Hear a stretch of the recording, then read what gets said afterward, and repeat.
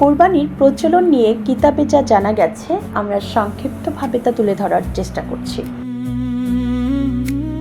আরবিতে করব বা কুরবান শব্দটি উর্দু ও ফার্সিতে কুরবানি নামে পরিচিতি পেয়েছে, যার অর্থ হল নৈকট্য বা সান্নিধ্য। মানব ইতিহাসের প্রথম কুরবানিদাতা হলেন আদি পিতা হযরত আদম আলাইহিসসালামের ছেলে হাবিল ও কাবিল।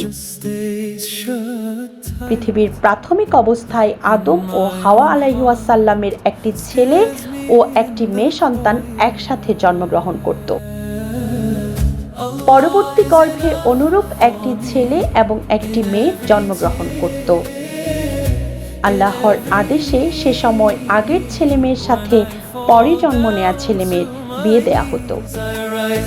কাবিলের যমজ আকলিমা ছিল অনেক সুন্দরী, যাকে রীতি অনুযায়ী হাবিলের বিয়ে করার কথা। অপরপক্ষে হাবিলের যমজ বোন লুবুদা ছিল তুলনামূলক কম সুন্দরী। লুবুদা কম সুন্দর থাকায় কাবিল তাকে বিয়ে করতে রাজি হয়নি।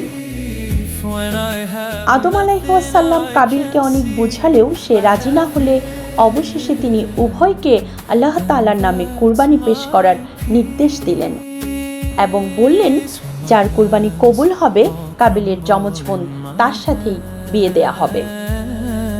হাবিল মেষ পালন করত, তাই সে একটি মোটা তাজা মেষ কুরবানির জন্য পেশ করলো। আর কাবিল ছিল কৃষক, সে কৃষক থাকায় কিছু গমের শীষ কুরবানির জন্য পেশ করলো। এই সময় আসমান থেকে আগুন এসে হাবিলের মেষটি জ্বালিয়ে দিল, যা কুরবানি কবুল হওয়ার লক্ষণ। কাবিলের গমের শীষগুলো অক্ষত থাকায় তা আল্লাহর দরবারে গৃহীত হলো না, আর এ কারণে হিংসায় সে তার ভাই হাবিলকে হত্যা করার সিদ্ধান্ত নেয়। হাবিল কাবিলের এই কুরবানিতেই প্রতীয়মান হয় কুরবানি কবুল হতে তাকওয়া বা খোদাভীতি প্রয়োজন। লোক দেখানো কোনো ইবাদত আল্লাহ তাআলার দরবারে কবুল হয় না।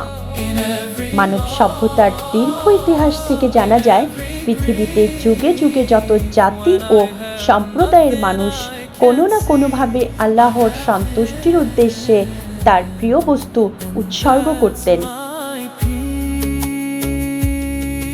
আর আল্লাহর সন্তুষ্টির উদ্দেশ্যে প্রিয় বস্তু উৎসর্গ করাই কুরবানি।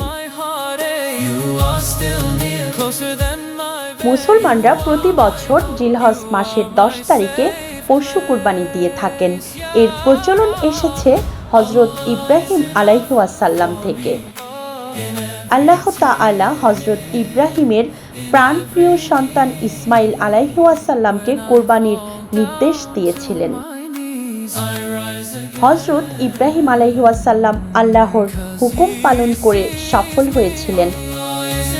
তখন থেকে মুসলমানরা আল্লাহর সন্তুষ্টি ও নৈকট্য পেতে কুরবানির বিধান পালন করে আসছেন। কুরবানি সম্পর্কে সাহাবায়ে কেরাম প্রিয় নবীজি হযরত মুহাম্মদ সাল্লাল্লাহু আলাইহি ওয়াসাল্লামকে জিজ্ঞেস করলেন, হে আল্লাহর রাসূল, কুরবানি কি, এটা কোথা থেকে এসেছে?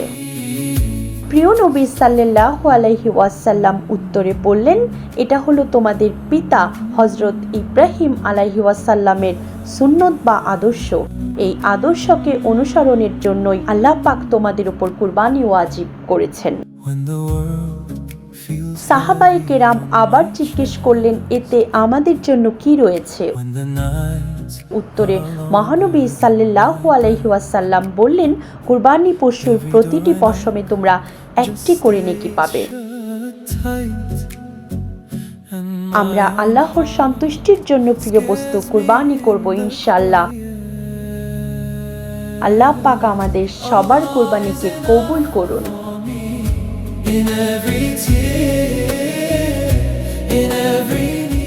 আমাদের সাথে থাকতে লাইক, কমেন্ট ও সাবস্ক্রাইব করুন বেলা শেষে।